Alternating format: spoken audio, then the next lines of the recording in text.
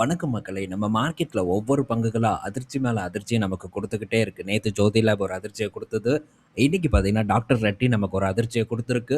இன்னும் பின்வரும் நாள்ல எத்தன பங்குகள் குடுக்கப் போகுது அப்படின்னு தெரியல. பட் இதெல்லாம் கண்டு அதிர்ச்சி அடைஞ்சு நெஞ்ச பிடிச்சுட்டு கிடக்கிறத விட்டுட்டு, அடுத்த கட்ட ஆப்பர்ச்சுனிட்டிய நோக்கி தான் நம்ம டெஃபினட்டா நகர்ந்து போகணும். அத பற்றியெல்லாம் நம்ம கண்டிப்பா வரக்கூடிய வீடியோஸ்ல டிஸ்கஸ் பண்ணுவோம். கம்ப்ளீட்டா வந்து அத பற்றி ஸ்டடி பண்ணி, ஆல்ரெடி நம்ம பண்ண பங்குகள் தான். மேற்கொண்டு நம்ம அதுல சில ஆய்வுகள பண்ணி, அத பத்தி நம்ம டீட்டெயில்டா டிஸ்கஸ் பண்ணுவோம். ஏன்னா, பயம் நம்மளையும் அழிச்சிரும், நம்மளுடைய முதலீட்டையும் அழிச்சிரும் அப்படிங்கிறத சொல்லிட்டு, இந்த வீடியோவ நான் ஸ்டார்ட் பண்றேன். இன்னைக்கு டேல நம்ம மார்க்கெட் கடும் சரிவ சந்திச்சிருக்கு. நம்ம ஆஃப்டர்நூன் டிஸ்கஸ் பண்ணும்போது ஆல்மோஸ்ட் நிஃப்டி ஒரு 250 பாயிண்ட்ஸ் வரைக்கும் இருந்தது. ஆனா, எண்ட் ஆஃப் த டேல 430 பாயிண்ட்ஸ் வரைக்கான இறக்கத்த குடுத்திருக்கு. பேங்க் நிஃப்டி கூட சேர்ந்து பெரிய அளவுக்கு சரிவ சந்திச்சத நம்ம மத்தியானம் பார்த்தோம். பட் அதுக்கு மேல 2 மணிக்கு மேல அகைன் பார்த்தீங்கன்னா, பேங்க் நிஃப்டில நல்ல ஒரு செல் ஆஃப் பார்த்தீங்கன்னா இருந்திருக்கு. விலகட்டும். ஒண்ணும் பிரச்சனை இல்ல. நல்ல வாய்ப்பு. லார்ஜ் கேப் பங்குகள நம்ம போர்ட்ஃபோலியோல பொறுமையா ஆட் பண்றதுக்கு. நம்ம பலமுறை இத பற்றி நம்ம பேசியிருக்கோம். ரீட்டெயில் இன்வெஸ்டருக்கு எவ்வளோ நாள் டைம் ஃப்ரேம் கிடைக்குதோ, அந்த அளவுக்கு அது பொன்னான ஒரு வாய்ப்பு. ஆனா, அந்த தருணத்தில நீங்க செய்ய வேண்டியது என்ன? பொறுமையா, ஸ்லோவா முதலீட வந்து பண்ணணுங்கிறது தான் என்னுடைய ஒரு பார்வை. அது மட்டும் தான் ரீட்டெயில் இன்வெஸ்டர காப்பாத்தும். ஏன்னா, நம்ம கையில இருக்கக்கூடியது லிமிட்டட் சோர்ஸ். அந்த லிமிட்டட் சோர்ஸ நம்ம கரெக்ட்டா வந்து யுட்டிலைஸ் பண்றதுக்கு கால அளவுங்கிறது ரொம்ப முக்கியம். சில இடத்துலலாம் வாய்ப்பே கிடைக்காது. டக்குனு நீங்க ஒரு அமௌண்ட்ட போடுவீங்க. அடுத்தது மேற்கொண்டு போடலான்னு வெயிட் பண்ணுவோம். ஆனா, அதுக்குள்ள பங்கு பார்த்தீங்கன்னா, அவசரப்பட்டு கட கட கட கடன்னு மேல ஓடிரும். அதுக்கப்புறம் நமக்கு வாய்ப்பு கிடைக்குமா? கிடைக்கவே கிடைக்காது. இதே நல்ல குவாலிட்டியான பங்கு. லாங் டெர்ம்ல டெஃபினட்டா பெட்டரா இருக்கும் அப்படின்னு தெரியிற சில பங்குகள் நமக்கு ரொம்ப நாட்கள் வாய்ப்பு குடுக்கும். சில டைம் வருடக்கணக்குல வாய்ப்ப குடுக்கும். ஆனா, நம்ம சோர்வடைஞ்சிறக்கூடாது. மாரத்தான் ரேஸ் ஆட்டம் தொடர்ந்து ஸ்லோவா ஓடிக்கிட்டே இருக்கணும். அப்படி நம்ம ஓடிக்கிட்டே இருந்தோம்னா, நிக்காம ஓடிக்கிட்டே இருந்தோம்னா, கண்டிப்பா வெற்றி கிடைக்கும். அதையே தான் நம்ம பங்குச் சந்தையிலயும் அப்ளை பண்ண போறோம். இத பற்றியெல்லாம் நம்ம கண்டிப்பா வந்து அப்கமிங் வீடியோஸ்ல டிஸ்கஸ் பண்ணுவோம். ஏன்னா, ரொம்ப முக்கியம் இந்த மாரியான விஷயங்கள் அப்படிங்கிறது என்னுடைய ஒரு கணிப்பு. பார்ப்போம் இத பற்றியெல்லாம். இன்னைக்கு எஃப்ஐஎஸ் பார்த்தீங்கன்னா, பெருசாலாம் விக்கல. வெறும் ஒரு 2000 கோடி கிட்ட ரவுண்ட் ஆஃப் பண்ணும்போது 2000 கோடி கிட்ட வித்திருக்காங்க. அதே சமயத்தில டிஐஎஸ் ரவுண்ட் ஆஃப் பண்ணா ஒரு 8000 கோடி கிட்ட வாங்கியிருக்காங்க. ஆனாலும் மார்க்கெட் சரிவ தடுக்க முடியல. எப்படித்தான் விழுகுதோ தெரியல. பட் பெரும் வீழ்ச்சிய இன்னைக்கு டேல நம்ம மார்க்கெட் சந்திச்சிருக்குங்கிறத கண்கூடா பார்த்துட்டோம். நாளைக்கு எப்படி இருக்க போகுதுன்னு பார்ப்போம். யுஎஸ் மார்க்கெட் இன்னைக்கு டேல ஒரு 1% வரைக்கான இறக்கத்த குடுத்திருக்கு. யுஎஸ் மார்க்கெட் பார்க்கும்போது இதுக்கு முன்னாடி நல்ல ஒரு ஏற்றத்த தான் வந்து டெலிவர் பண்ணியிருக்கு. ஆல்மோஸ்ட் உச்சகட்ட பீக்ல இருக்கு. அங்கருந்து இத்துணூண்டு சரிவடைவது பெரிய ஒரு மேட்டர் இல்ல. டெக் பங்குகள், அதுவும் குறிப்பா இந்த செமிகண்டக்டர் ரிலேட்டட் பங்குகள் எல்லாம் வேற லெவல் பெர்ஃபார்மன்ஸ். ஏஐ ரிலேட்டட் பங்குகள் வேற லெவல்ல ஒரு ஏற்றத்த குடுத்து, அதுவும் குறிப்பா கடந்த 1 மாசம், 2 மாசத்துல மட்டும் double the return, triple the return அப்படின்ட்டு வாரி வழங்கியிருக்க அமெரிக்க மார்க்கெட். எக்ஸ்போஷர் ரொம்ப முக்கியம் அப்படிங்கிறத நம்ம இந்த இடத்துல புரிஞ்சுக்கணும். அமெரிக்க மார்க்கெட்ட பொறுத்தவரைக்கும். இங்கேயும் நம்ம எக்ஸ்போஷர் குடுக்கும்போது, ஒரு நல்ல ஒரு பேலன்ஸான ஒரு சொத்து வகைய நம்மளால கிரியேட் பண்ண முடியும். ஒரு பக்கம் சேஃப்டிக்கு லிக்விட் ஃபண்ட், இன்னொரு பக்கம் சிப்புக்கு அதுவும் செலவு பண்ற காச ஒரு இடத்துல சேர்த்து வைக்கணும் அப்படிங்கிறதுக்காக, அதுக்கு ஒரு தனியா ஒரு ஃபண்ட். அது போக இந்தியன் மார்க்கெட்ல ஈக்விட்டில ஒரு எக்ஸ்போஷர் இதெல்லாம் கலந்து பார்க்கும்போது, ஒரு சீரான ஒரு வேகத்தில வளர்ச்சிய நோக்கி நம்ம போகுறது, கண்டிப்பா நம்ம நண்பர்களால பார்க்க முடியும்னு நான் நினைக்கிறேன். எனக்கு அப்படிதான் ஏற்பட்டிருக்கு. அதனால ரொம்ப ஹேப்பியா தான் வந்து இருக்கு. ஃபர்தரா ஆப்பர்ச்சுனிட்டி ஏற்பட்டாலும் அத பிடிக்கிறதுக்கான மனதைரியம் இருக்கு. அதற்கான உழைப்ப நான் தொடர்ந்து போட்டுட்டு இருக்கேங்கிறதையும் இந்த இடத்துல சொல்லிக்கிறேன். அடுத்தது இன்னைக்கு டேல பல பங்குகள் பற்றியான அப்டேட் இருக்கு. ஒன்னொன்னா நம்ம பார்ப்போம். ஃபர்ஸ்ட் நம்ம பார்க்க போறது டாடா பவர் பற்றியான அப்டேட். டாடா பவரோட ரிசல்ட் வந்திருக்கு. 1400 கோடி ப்ராஃபிட்டா போஸ்ட் பண்ணியிருக்காங்க. ஆனா, இந்த பெர்ஃபார்மன்ஸ் வந்து இயர் ஆன் இயர் கூட கம்பேர் பண்ணும்போது ஒரு 8% உயர்ந்திருக்கு. இருந்தாலும் கூட அதர் இன்கம் இதுக்கு ஒரு பெரிய அளவுக்கு சப்போர்ட் பண்ணியிருக்கு. அதன் காரணமா டாடா பவரோட பெர்ஃபார்மன்ஸ் நல்ல ஒரு பெட்டர் பெர்ஃபார்மன்ஸா டெலிவர் பண்ணியிருக்கு. என்ன பொறுத்தவரைக்கும் ஒரு மார்ஜினலான ஒரு பெர்ஃபார்மன்ஸ தான் டாடா பவர் இந்த காலாண்டு டெலிவர் பண்ணியிருக்காங்க. அடுத்தது ஒரு ரூ. 2.50 பார்த்தீங்கன்னா, டிவிடெண்டாவும் அனௌன்ஸ் பண்ணியிருக்காங்க டாடா பவர். அடுத்தது பார்த்தீங்கன்னா, பெர்ஜர் பெயிண்ட் கிட்ட இருந்து அப்டேட். பெர்ஜர் பெயிண்டோட ரிசல்ட் வந்திருக்கு. இந்த காலாண்டு பெர்ஃபார்மன்ஸ் ரொம்பவே சூப்பரா இருக்கு. ப்ராஃபிட் 28% உயர்ந்திருக்கு. மார்ஜின் பார்க்கும்போது இம்ப்ரூவ் ஆயிருக்கு. மற்ற பெயிண்ட் கம்பெனி குறிப்பா ஏசியன் பெயிண்ட் கிட்டயும் இத நம்ம எதிர்பார்க்கலாம். ஓரளவு பெட்டர் பெர்ஃபார்மன்ஸ போஸ்ட் பண்ணுவாங்கன்ட்டு இந்த காலாண்டு 335 கோடி ப்ராஃபிட்டா போஸ்ட் பண்ணியிருக்காங்க. Year on year and quarter on quarter beat பண்ண ஒரு ரிசல்ட்டா மட்டும் இல்லாம, இந்த குவார்ட்டர் ரிசல்ட் ஒரு பெர்ஃபெக்ட்டான சூப்பரான ஒரு ரிசல்ட்டா இந்த நிறுவனத்துக்கு பெர்ஜர் பெயிண்ட்க்கு வந்து அமைஞ்சிருக்கு. மார்ஜின கிளீனா வந்து தக்க வச்சிருக்காங்க இந்த பெர்ஜர் பெயிண்ட் அப்படின்னு நம்ம சொல்லலாம். இவங்கள காட்டிலும் ஹை மார்ஜின் பண்ணக்கூடிய நிறுவனம் தான் Asian paint.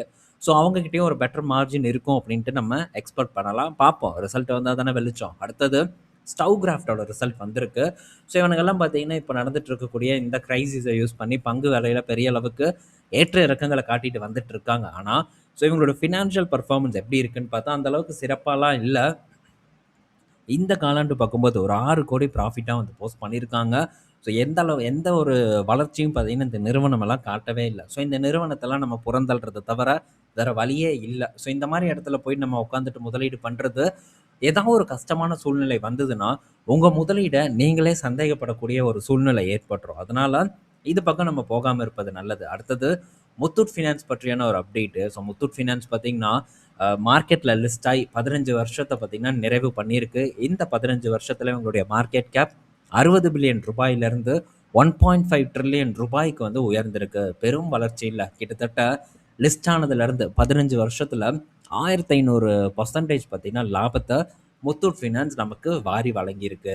So Muthoot finance மட்டும் தான் பெட்டர் பெர்ஃபார்மன்ஸா என்பிஎஃப்சிலன்னு பார்த்தா, இன்னொருத்தன் இருக்கான். ஸோ எல்லாத்துக்கும் அண்ணன். அவன் தான் பஜாஜ் ஃபினான்ஸ். அவன் வேற லெவல் பெர்ஃபார்மன்ஸ். சேம் பீரியட் நம்ம 2011லேருந்து எடுத்தோம்னா, கிட்டத்தட்ட 15,000% வரைக்கான ஏற்றத்த பஜாஜ் ஃபினான்ஸ் டெலிவர் பண்ணியிருக்கு. ரூ. 5 6 இருந்தது அந்த பங்கு. அதுக்கப்புறம் வேற லெவலான ஒரு ஏற்றத்த பார்த்தீங்கன்னா குடுத்திருக்கு. So super performance. அதாவது ஸ்ப்ளிட் பண்றதுக்கு முன்னாடி. ஆனா அந்த டைம்ல எப்படியும் பார்த்தீங்கன்னா, ஒரு ரூ. 50 கிட்ட இருந்திருக்கும்னு நான் நினைக்கிறேன். 50, ரூ. 60 கிட்ட இருந்திருக்கும்னு நினைக்கிறேன். ஏன்னா என்னோட நண்பர் ஒருத்தர், ஸோ என்னை விட வயதில் மூத்தவரும் கூட. அவர் அந்த பீரியட்ல எப்போ நான் வந்து 11ல சொல்றேன். பட் ஒரு 2008, 2009 அந்த டைம்ல ரூ. 40 ரூ. 50க்கு பார்த்தீங்கன்னா, ரூ. 40க்குள்ள வந்து இந்த பஜாஜ் ஃபினான்ஸ பார்த்தாங்க. ஆனா, பஜாஜ் ஃபினான்ஸுக்கு பதிலா ஒருத்தரோட ரெக்கமெண்டேஷன், அவருடைய மேனேஜர் ரெக்கமெண்டேஷன்னால சுஸ்லான் பக்கம் போனாங்க. ஸோ சுஸ்லான் பெரிய அளவுக்கு வெல்த்த எரேஸ் பண்ணுச்சு அவருக்கு. ஆனா, அவர் அந்த விஷயத்த நெனச்சு இன்னும் பார்த்தீங்கன்னா, ஃபீல் பண்ணி என்கிட்ட வந்து பேசியிருக்காரு. ஸோ இது ஒரு படிப்பினை எனக்கு. இது நான் எப்ப என்கிட்ட டிஸ்கஸ் பண்ணாங்கன்னா, நான் மார்க்கெட்குள்ள என்டர் ஆகும்போது எனக்கு இத பற்றி சொன்னாங்க. ஸோ நான் இந்த மாரி மார்க்கெட்ல வரலான்ட்டு இருக்கேன், ஷேர் மார்க்கெட்ல அப்படின்னு சொல்லும்போது, அவர் ஆல்ரெடி இருந்தது எனக்கு அப்பதான் தெரிய வந்தது. ஸோ மார்க்கெட் பற்றியான பல விஷயங்கள் அண்ட் அவருடைய தோல்விகள எனக்கு சொன்னாங்க. ஸோ முக்கியமான விஷயம் வெற்றிகள காட்டிலும் தோல்விகள நம்ம அதிகமா கத்துக்கிறது ரொம்ப முக்கியம். ஏன்னா, அந்த தோல்விகள்ல இருந்து தான் நம்ம ஒரு பாடத்த கத்துக்க முடியும். அந்த பாடத்தோட நம்ம மார்க்கெட்ல வெற்றிகரமா பயணிக்கவும் முடியும். ஸோ இந்த மாரியான ஒரு விஷயம் கிடைச்சதுன்னா, கண்டிப்பா அவர்களுக்கு நன்றி சொல்லுங்க. இந்த இந்த தருணத்தில அவருக்கு இந்த நன்றிய நான் சொல்லிக்கிறேன். ஸோ அடுத்தது பார்த்தீங்கன்னா, ஃபெட்ஃபினாவோட கிட்ட இருந்து ஒரு அப்டேட் வந்திருக்கு. ஸோ ஃபெட்ஃபினா பார்த்தீங்கன்னா, ஒரு பிளாக் டீல் நடந்திருக்கு. ஸோ பிளாக் டீல்ல ஆல்ரெடி இருக்கக்கூடிய எக்ஸிஸ்டிங் ஒரு இன்ஸ்டிடியூஷனல் இன்வெஸ்டர் பார்த்தீங்கன்னா, எக்ஸிட் பண்ணியிருக்காங்க. ஸோ 2,50,000 கோடி பங்குகள பார்த்தீங்கன்னா வித்திருக்காங்க. இது ஃபெட்ஃபினான்ஸ் பேங்க்ல ஃபெட்ஃபினான்ஸ் பங்குல வந்து ஏற்பட்ட ஒரு குறிப்பிட்ட ஒரு விஷயமா வந்து இருக்கு. இப்போ நம்ம ஆஃப்டர்நூன் பார்த்தோம் குரோல ஒரு பிளாக் டீல் நடந்தது. அதைத் தொடர்ந்து இங்கேயும் பார்த்தீங்கன்னா, ஒரு பிளாக் டீல் நடந்திருக்கு. அடுத்தது தான் நம்ம முக்கியமான பங்க பற்றி டிஸ்கஸ் பண்ண போறோம். ஸோ டாக்டர் ரெட்டிய பற்றியான அப்டேட்டு. ஸோ டாக்டர் ரெட்டி இன்னைக்கு டேல கடும் சரிவை வந்து அதாவது ப்ராஃபிட்ல பெரிய அளவுக்கான ஒரு சரிவை வந்து சந்திச்சிருக்கு. யுஎஸ் பிஸ்னஸ் கன்டினியூஸாக பார்த்தீங்கன்னா இவங்களுக்கு ரொம்பவே வீக்காக இருந்துட்டு இருந்ததை பற்றியெல்லாம் நம்ம ப்ரீவியஸாக டிஸ்கஸ் பண்ணியிருக்கோம். இந்த காலாண்டோட யுஎஸ் பிஸ்னஸ் பார்த்தீங்கன்னா பெரிய அளவுக்கான ஒரு சரிவை வந்து சந்திச்சிருக்கு. ஓவரால் பிஸ்னஸில் ரொம்பவே பார்த்தீங்கன்னா அவங்களுடைய ஷேர் வந்து சரிவடைஞ்சிருக்கு. இதை பற்றியெல்லாம் நம்ம டீட்டெயில்டாக பாயிண்ட்டாக வந்து தனியாக கூட டிஸ்கஸ் பண்ணலாம். ஏன்னா இது ஒரு முக்கியமான பங்கு. இந்த இடத்துல நான் கொஞ்சம் பொசிஷன் வச்சிருக்கேன். சின்னதா வச்சிருக்கேன் அப்படிங்கிறத பற்றியும் ஆல்ரெடி உங்க கூட ஷேர் பண்ணியிருக்கேன். ஒன் சோர்ஸ வாங்கும்போது கூட நான் அத பற்றி உங்க கூட டிஸ்கஸ் பண்ணியிருக்கேன். ஸோ, அதனால இத பற்றி நான் கண்டிப்பா செக் பண்ணுவேன். ஸோ, ஸ்டடி பண்ணுவேன். அப்போ அத பற்றியான சில முக்கியமான இன்ஃபர்மேஷன கண்டிப்பா இண்டிவிஜுவல் வீடியோவா உங்க கூட நான் ஷேர் பண்றேன். ஓகே. ஸோ, டாக்டர் ரெட்டியோட யுஎஸ் பிசினஸ் மெயினா வீக் ஆறதுக்கான ரீசன் பார்த்தீங்கன்னா, ரெவ்லிமிட்டோட பிரஷர் தான். ஸோ, ரெவ்லிமிட் வந்து இப்போ பெரிய அளவுக்கு காம்படிஷன் வந்துருச்சு. இன்னும் ரெவ்லிமிட்ல இருந்து பெரிய லாபத்த நிறுவனத்தால சம்பாதிக்க முடியாது. அவங்களே வந்து சொல்ட்டாங்க. இன்னைக்கு சொல்லல, என்னைக்கோ வந்து சொல்லிட்டாங்க. ஸோ இது ஒரு பெரிய பிரஷர கிரியேட் பண்ணியிருக்கு. வருமானத்தில பெரிய இடிய இறக்கியிருக்கு டாக்டர் ரெட்டிக்கு. லாபம் எவ்வளோ தெரியுமா? வெறும் 200 கோடி தான் டாக்டர் ரெட்டி இந்த காலாண்டுல பண்ணியிருக்காங்க. ஸோ வொர்ஸ்ட் குவார்ட்டரா இந்த காலாண்டுல டாக்டர் ரெட்டிக்கு அமைஞ்சிருக்கு. பி/இ ரேஷியோ பாருங்க. இதுதான் நம்ம பண்ணக்கூடிய தவறு. ஸோ பி/இ ரேஷியோ மட்டும் நம்ம பார்க்கறதுனால எந்த பலனும் இல்லைங்கிறது தான் திரும்ப திரும்ப நிறுவனங்கள் நமக்கு கண்கூட நிரூபிச்சுட்டு இருக்கு. ஸோ இப்போ ஒரு செட் ஆஃப் பீப்பிள் வந்து கத்திருப்பீங்க. ஆனா இன்னும் ஃபியூச்சர்ல வரக்கூடிய பீப்பிள் அகைன் இந்த பி/இ ரேஷியோ பற்றியான தவறான புரிதல தான் மனசுல ஏத்துவாங்க அப்படிங்கிறது என்னுடைய பார்வை. ஸோ இப்போ பார்ப்போம். ஸோ டாக்டர் ரெட்டியோட வருமானம் பாருங்க எப்படி குறைஞ்சிருக்குன்ட்டு 7,500 கோடி தான் பண்ணியிருக்காங்க. போன வருடத்தோட கம்பேர் பண்ணும்போது 1000 கோடி குறைஞ்சிருக்கு. போன காலாண்டோட கம்பேர் பண்ணும்போது 1200 கோடி கிட்ட அவங்களுடைய வருமானம் குறைஞ்சிருக்கு. ஸோ ஆப்பரேட்டிங் ப்ராஃபிட் ஒண்ணுமே இல்ல. அதே மாரி லாபம் பார்க்கும்போது 220 கோடியா இருக்கு. அதுவும் டாக்ஸ்ல சில அட்ஜஸ்ட்மென்ட் பண்ணியிருக்காங்க. மேபி பண்ணலன்னா அதுவும் பார்த்தீங்கன்னா இன்னும் குறைஞ்சிருக்கும். சொற்ப பணத்த தான் வந்து பண்ணியிருப்பாங்க. வொர்ஸ்ட் குவார்ட்டர் இந்த காலாண்டு டாக்டர் ரெட்டி வந்து பதிவு பண்ணியிருக்காங்க. ஸோ ஒரு கேன்சர் தெரப்பி ட்ரீட்மெண்ட்ட வந்து கேன்சல் பண்ணியிருக்காங்க. அந்த இடத்துல நாங்க மேற்கொண்டு முதலீடு பண்ண போறதில்ல. அந்த விஷயத்த நாங்க கைவிட போறோம் அப்படின்ட்டு டாக்டர் ரெட்டி சொல்லியிருக்காங்க. அதனால கிட்டத்தட்ட ஒரு 270 கோடி கிட்ட லாஸ் நெனைக்கிறேன். அதுபோக பார்த்தீங்கன்னா, இந்த ரெவ்லிமிட் வந்து ஆல்ரெடி சப்ளை பண்ணியிருப்பாங்கல்ல. ஸோ அங்க இருக்கக்கூடிய டிஸ்ட்ரிபியூட்டருக்கு, ஹோல்சேல் வியாபாரிகளுக்கு, சில்லறை வியாபாரிகள் அப்படின்ட்டு பல பேருக்கு இந்த ரெவ்லிமிட் ட்ரக்க சப்ளை பண்ணியிருப்பாங்க. ஸோ இப்போ one time shelf stock adjustment மூலியமா அத வந்து சரி பண்ணியிருக்காங்க. ஸோ இப்ப இருக்கக்கூடிய புது விலை ஏன்னா இதுக்கு முன்னாடி சப்ளை பண்ணது கொஞ்சம் காஸ்ட்லியா வந்து பண்ணியிருக்கலாம். அதனால அவங்க ஸ்டாக்க பார்த்தீங்கன்னா ரிட்டர்ன் பண்றதுக்கான வாய்ப்பு இருக்கு. ஸோ ரிட்டர்ன் பண்ண வேண்டாம். அத நாங்க இப்ப இருக்கக்கூடிய பிரைஸுக்கு அட்ஜஸ்ட் பண்ணி தரோம் அப்படின்ட்டு அந்த ஒரு விஷயத்த டாக்டர் ரெட்டி பண்ணியிருக்காங்க. இதனால கிட்டத்தட்ட ஒரு 470 கோடி கிட்ட பார்த்தீங்கன்னா, இவங்களுக்கு வருவாய் இழப்பு ஏற்பட்டிருக்கு. ஸோ இதெல்லாம் பார்த்தீங்கன்னா பெரும் இழப்பு. அது போக வேட்டு, அது போக இந்த லேபர் கோடு ஸோ இதெல்லாம் சேர்ந்து டாக்டர் ரெட்டியோட வருமானத்த பாதிச்சிருக்கு. கூடவே அவருடைய ப்ராஃபிட் அண்ட் மார்ஜினையும் பாதிச்சிருக்கு. குறிப்பா ரெவ்லிமிட்ல இருந்து மார்ஜின் கிடைக்காத ஒரு காரணத்தினால டாக்டர் ரெட்டி இழப்ப சந்திச்சிருக்கு. ஸோ ஃபியூச்சர் என்ன அப்படிங்கிறத நம்ம பார்க்கணும். கனடா பிசினஸ் இத ஆஃப்செட் பண்ணுமாங்கிறத பார்க்கணும். என்ன பொறுத்தவரைக்கும் ஆஃப்செட் பண்றது ரொம்ப கஷ்டம்.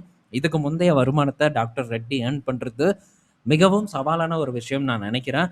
ஆனா யுஎஸ்ல லான்ச் பண்ணும்போது அது வந்து ஓரளவு சரி செய்யப்படும்னு நான் நினைக்கிறேன். இத பற்றி நம்ம டீட்டெயில்டா வந்து டிஸ்கஸ் பண்ணுவோம். இப்போதைக்கு டாக்டர் ரெட்டி ரொம்ப பெரிய ஒரு பிரஷர ஃபேஸ் பண்ணியிருக்காங்க. இப்ப இன்னொரு ஒரு கேள்வி வரும். இது வெறும் டாக்டர் ரெட்டிக்கு மட்டும் தானா? இல்ல மற்ற கம்பெனிஸ்க்கும் வருமா? அப்படிங்கிற ஒரு பேச்சு இருக்குல்ல. ஸோ மற்ற கம்பெனிஸ்க்கு கண்டிப்பா வந்து வரும். அதுலயும் குறிப்பா நாட்கோ ஃபார்மா பாதிக்கப்படுவதற்கான வாய்ப்பு இருக்குன்னு நான் நினைக்கிறேன்.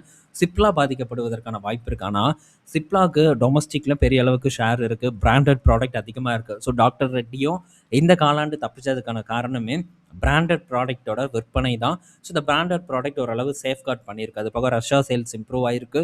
Europe sales and emerging market sales எல்லாம் கொஞ்சம் இம்ப்ரூவ் ஆயிருக்கு. டொமஸ்டிக் பெர்ஃபார்மன்ஸும் டாக்டர் ரெட்டிக்கு பார்த்தீங்கன்னா இந்த காலாண்டு இம்ப்ரூவ் ஆயிருக்கு. இதெல்லாம் பண்ணியும் கூட இந்த காலாண்டு ஒரு பெரிய அளவுக்கான ஒரு துன்பத்த அனுபவிச்சுட்டு இருக்கு. இத பற்றி கண்டிப்பா நம்ம ரிவ்யூ பண்ண வேண்டியது ரொம்ப முக்கியம். கையில பங்கு இருந்ததுன்னா, இத பற்றி ரிவ்யூ பண்ணுங்க. ஸோ ரொம்ப முக்கியமான ஒரு விஷயம் தான். ஏன்னா நான் பார்த்துருக்கேன் இதுக்கு முன்னாடி. ஸோ என் போர்ட்ஃபோலியோல எல்லாம் டாக்டர் ரெட்டி தான் இருக்கு அப்படின்ட்டுலாம் கமெண்ட் செக்ஷன்ல போட்டிருக்காங்க. எவ்வளோ தவறான ஒரு போர்ட்ஃபோலியோ கிரியேஷன் அப்படிங்கிறத கண்டிப்பா நீங்க உணர்ந்துக்கணும். பங்கு ஏறுது, இறங்குது. அது 2வது. ஏன்னா ஒரே பங்குல சார்ந்து நம்ம போர்ட்ஃபோலியோ இருந்ததுன்னா, அது கண்டிப்பா வந்து நமக்கு ரிஸ்க்க தானே ஏற்படுத்தும். ஏதோ ஒரே விஷயத்த சார்ந்து நம்ம இருக்கக்கூடாதுங்கிறத தொடர்ந்து டிஸ்கஸ் பண்ணியிருக்கோம். வெறும் பங்குச் சந்தையில மட்டும் இல்ல. ஸோ இப்ப நம்ம ஆஃபீஸ்க்கு ஒர்க் பண்ண போறோம்னா, அந்த ஆஃபீஸ் ஒர்க்க மட்டும் நம்ம பண்ணக்கூடாது. ஸோ பங்குச் சந்தை இப்ப நம்ம பண்றோம். இல்ல நமக்கு தெரிஞ்ச ஏதாச்சும் ஒரு வேலை பண்றோம். அப்படிங்கிற ஒரு விஷயத்த பண்ணணும். ஒரே விஷயத்த சார்ந்து இருந்தா என்னைக்கா இருந்தாலும் நமக்கு பிரச்சனை நிச்சயம் அப்படிங்கிறத நம்ம உணர்ந்துக்கணும். ஸோ இது உணர்ந்துக்குவீங்க அப்படின்னு நான் நினைக்கிறேன். இந்த மாரி ஒரே பங்குக்கு வெயிட்டேஜ வந்து குடுக்காதீங்க. ஸோ என்னோட யுஎஸ் மார்க்கெட் போர்ட்ஃபோலியோல இன்டெல் வேற லெவல் பெர்ஃபார்மன்ஸ குடுத்திருக்கு. ஆனா, இன்டெல் மட்டுமா ஏறியிருக்கு. 500% வரைக்கும் ஏறியிருக்கு. ஆனா, என் போர்ட்ஃபோலியோ பார்க்கும்போது ஒரு 58% வரைக்கும் பார்த்தீங்கன்னா ஏறியிருக்கு. ரிட்டர்ன் குடுத்திருக்கு. ஸோ அது போக மற்ற பங்குகளும் இருக்கு. ஸோ மற்ற பங்குகளுக்கும் வெயிட்டேஜ் குடுத்திருக்கேன். ஸ்டெல்லன்டீஸ்க்கு குடுத்திருக்கேன். நோவாக்கு குடுத்திருக்கேன். மைக்ரோசாஃப்ட்க்கு குடுத்திருக்கேன். ஸோ மைக்ரோசாஃப்ட்க்குலாம் இன்னும் குடுக்கணும். ஸோ இப்ப தான் அத ஆரம்பிச்சிருக்கேன். நைக் இருக்கு. இன்னும் எண்ணற்ற பங்குகள் இருக்கு. ஜெனரல் மோட்டார் இருக்கு. ஃபோர்ட் மோட்டார் இருக்கு. பிஎஸ்சி இருக்கு. பேங்க் ஆஃப் அமெரிக்கா இருக்கு. ஸோ இந்த மாரி டைவர்சிஃபை பண்ணும்போது பெரிய அளவுக்கான ரிஸ்க்க உங்களால தவிர்க்க முடியுங்கிறத கண்டிப்பா நீங்க புரிஞ்சுக்கணும். ஸோ அப்படி பண்ணுனா மட்டும் தான் நம்ம தப்பிக்க முடியும். ஒரே பங்கு சார்ந்து இருக்காதீங்கங்கிறது என்னுடைய ஒரு அட்வைஸ். ஓகே. ஸோ இந்த வீடியோல நம்ம பல இன்ஃபர்மேஷன் பார்த்திருப்போம். பயனுள்ளதா இருக்கும் அப்படின்னு நான் நினைக்கிறேன். நாளைக்கு நம்ம இன்னொரு ஒரு வீடியோல மீட் பண்ணுவோம். அதே மாரி டாக்டர் ரெட்டி அண்ட் ஃபார்மா ஸ்டாக்க பத்தி தனியா ஒரு வீடியோல கூட நம்ம டிஸ்கஸ் பண்ணுவோம் வரக்கூடிய நாட்கள்ல. ஸோ நாளைக்கு மீட் பண்ணுவோம். பாய் மக்களே!